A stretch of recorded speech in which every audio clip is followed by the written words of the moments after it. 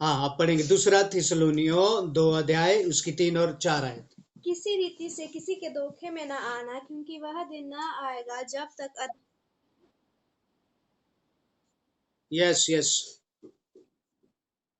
क्योंकि वह दिन न आएगा जब तक धर्म का त्याग न हो ले और वह पाप का पुरुष अर्थात विनाश का पुत्र प्रकट न हो, जो विरोध करता है और हर एक से जो ईश्वर का या पूज्य कहलाता है अपने आप को बड़ा ठहराता है, यहाँ तक कि वह परमेश्वर के मंदिर में बैठकर अपने आप को ईश्वर ठहराता है। हालेलुया। ओके, परमेश्वर के मंदिर में बैठकर अपने आप को ईश्वर ठहराता हुआ है पाप का पुरुष। ठीक है, चलिए, आप जो हम सीख रहे हैं समझ आ रहा है ना आप सब लोगों को? Yes, okay, hallelujah. सो यहां पर क्या लिखा है? वह पाप का पुरुष। ठीक है, वह पाप का पुरुष। वो कौन है वह पाप का पुरुष? ठीक है, ये जो पाप का पुरुष है, ये किसके बारे में बात हो रही है? ये बात हो रही है शैतान के बारे में। ओके, किसके बारे में बात हो रही है? ये शैतान के बारे में बात हो रही है। देखिए, हम कुछ बातों को आज सीखने जा रहे हैं इसमें, और आप सब लोग बड़े ध्यान से सुनिए। सबसे पहले एक आयत हम पढ़ेंगे, दानियल 8 का 25। दानियल 8 अध्याय उसकी 25 आयत हम पढ़ेंगे। उसकी चतुराई के कारण उसका छल सफल होगा और वह मन में फूलकर निडर रहते हुए बहुत लोगों का नाश करेगा। वह सब हाकिमों के हाकिम के विरुद्ध भी खड़ा होगा, परंतु अंत को वह किसी के हाथ से बिना मार खाए टूट जाएगा। अभी देखिए वो क्या करेगा? है? बड़े काम करेगा। अभी देखा ना, हमने सुना क्या लिखा है? फिर से पढ़ो इसको, दोबारा थोड़ा सा रिपीट करो। उसकी चतुराई के कारण उसकी चतुराई के कारण उसका छल सफल होगा। उसका छल सफल होगा। वो काम कैसे करेगा? छल से। वो काम तरीके से नहीं करेगा। वो काम कैसे करेगा? छल से। और बाइबल क्या कहती है? शैतान मालूम कैसे आता है? चोर की नाई। ठीक है, चोर कहां से आता है? खिड़की तोड़कर, दरवाजा तोड़कर या दीवार तोड़कर। तो वो क्या करेगा? वह उसकी चापलूसी के कारण वह सफल भी हो जाएगा अपने काम में। क्या भी हो जाएगा? वह सफल। इसी का 11 अध्याय 36, दानियल 11 की 36 और पढ़ दीजिए का। हाँ, 36। तब वह राजा अपनी इच्छा के अनुसार काम करेगा और अपने आप को सारे देवताओं से ऊंचा और बड़ा ठहराएगा, हाँ, वरन सब देवताओं के परमेश्वर के विरुद्ध भी अनोखी बातें कहेगा। हाँ। जब तक परमेश्वर का क्रोध शांत न हो जाए तब तक उस राजा का कार्य सफल होता रहेगा, क्योंकि जो कुछ निश्चय करके ठाना हुआ है वह अवश्य ही पूरा होने वाला है। और वह अपने आप को सबसे बड़ा ठहराएगा। इसी की थिस्सलुनियों की पढ़ लीजिए 2 अध्याय उसकी 8 आयत। दूसरा थिस्सलुनियों 2:8। तब वह अधर्मी प्रकट होगा जिसे प्रभु यीशु अपने मुंह की फूंक से मार डालेगा और अपने आगमन के तेज से भस्म करेगा। जिसको परमेश्वर, लेकिन परमेश्वर इसको क्या करेगा? मुंह की फूंक से मार डालेगा। ये मैं वचन अभी पढ़ा रहा हूं, एक दो वचन आपको मैं पढ़ा रहा हूं, और इसके बाद इसकी हम व्याख्या करेंगे। मेरे साथ आइए, प्रकाशित वाक्य 13 अध्याय और उसकी 1-2 आयत पढ़ दीजिए।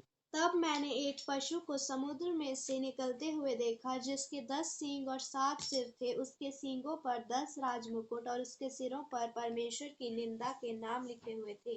जो पशु मैंने देखा वह चीते के समान था और उसके पांव भालू के से थे और मुंह सिंह का सा था। तो उस अजगर ने अपनी सामर्थ्य और अपना सिंहासन और बड़ा अधिकार उसे दे दिया। हाँ, अपने सिंहासन उस अजगर ने। ओके, अब हम आएंगे 10 सिर, 10 सिर 7 सींग, सॉरी 10 सींग 7 सिर। ठीक है, ये क्या है? 10 सींग 7 सिर, जिनके ऊपर मुकुट थे।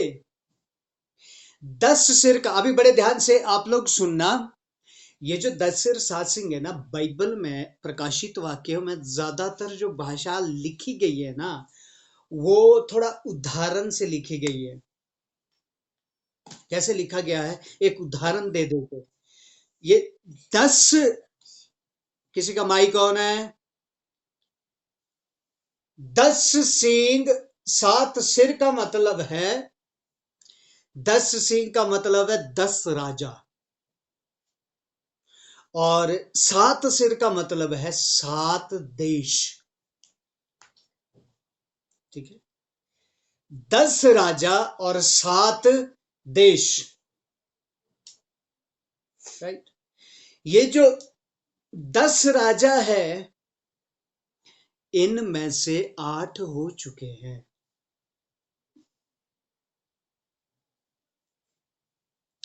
इनमें से 8 हो चुके, 2 इसके बारे में हम और सीखेंगे किसी दिन, ठीक है। लेकिन अब यहां एक बात लिखा है, ये पशु का मतलब क्या है? ये 7 सिर और 10 राजा ये एक साथ काम करते हैं। क्या करते हैं? एक साथ काम करते हैं। और ये पशु अधिकार किसको दे रहा है? अजगर को। अजगर कौन है? शैतान। अजगर कौन है? प्रभु के लोगों, थोड़ा बड़ा ध्यान से सुनना, बड़ा ध्यान से सुनना, ठीक है।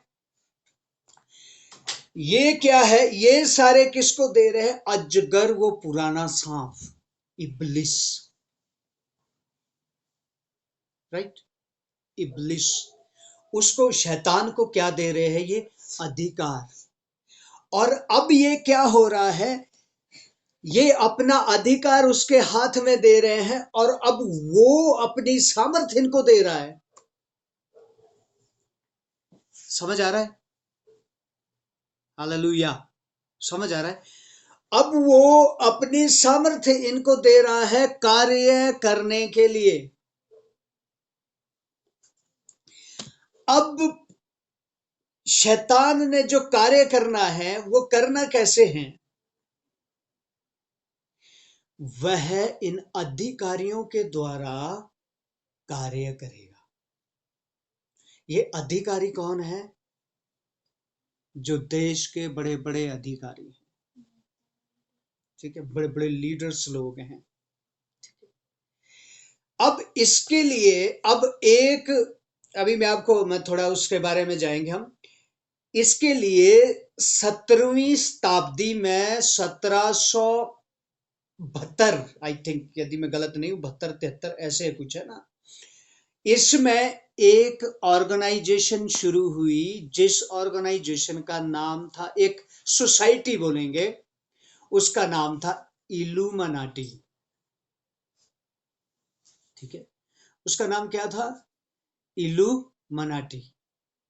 ठीक है, इल्यूमिनाटी उस सोसाइटी का नाम था, और वह सीक्रेट सोसाइटी है। सीक्रेट सोसाइटी का मतलब बिल्कुल गुप्त, वह गुप्त में काम करते हैं। वो सोसाइटी कैसे काम करती है? बिल्कुल गुप्त में काम करती है।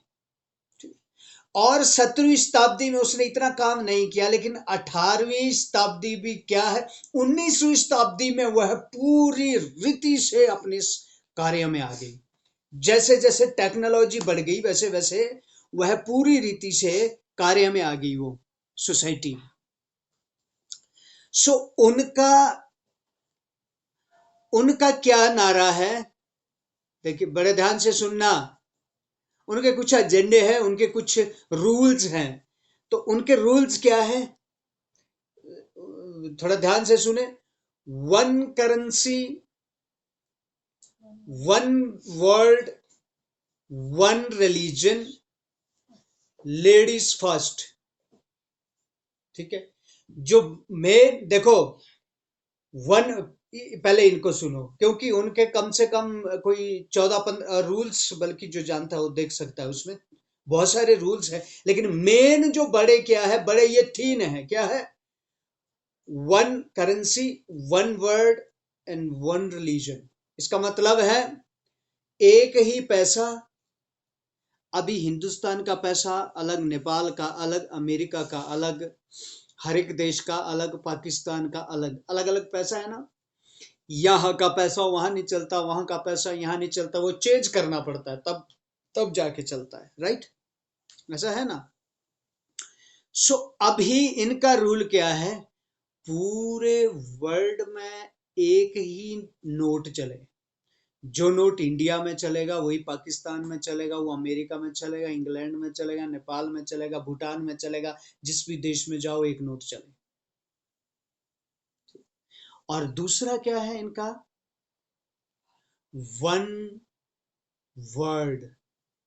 वन वर्ल्ड का मतलब क्या है, हिंदुस्तान का रूल अलग है, अमेरिका का अलग है, पाकिस्तान का अलग, अपने अपने देशों का अपना रूल है, लेकिन पूरे संसार में एक ही रूल हो। पूरे विश्व में, पूरे संसार में एक ही रूल हो। क्या हो, एक ही रूल चले, एक ही कानून हो पूरे संसार के अंदर, यानी ये पूरा संसार एक देश बन जाए। और तीसरा क्या है, वन रिलीजन, एक धर्म। हर देश में अलग अलग धर्म है ना, इनका क्या है, एक रिलीजन, एक ही धर्म हो पूरे देश में, पूरे वर्ल्ड में, सॉरी, पूरे वर्ल्ड में। और जब हम, ठीक है, इसके बारे में पढ़ते हैं, शैतान के बारे में पढ़ते हैं प्रकाशित वाक्य में, तो वहां क्या लिखा है, मेरे साथ एक बार फिर से प्रकाशित वाक्य 13 अध्याय निकालो। 13, एक मिनट,